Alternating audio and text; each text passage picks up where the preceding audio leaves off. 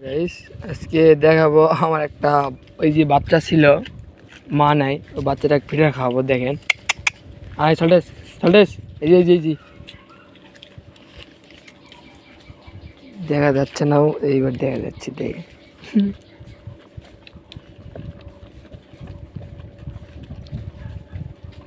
এত পরিমাণে পানি খায় যা বলার বাইরে।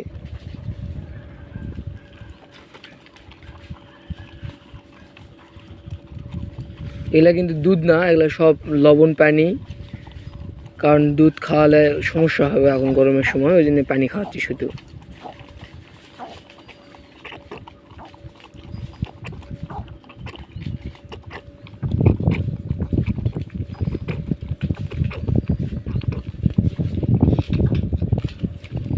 শেষ।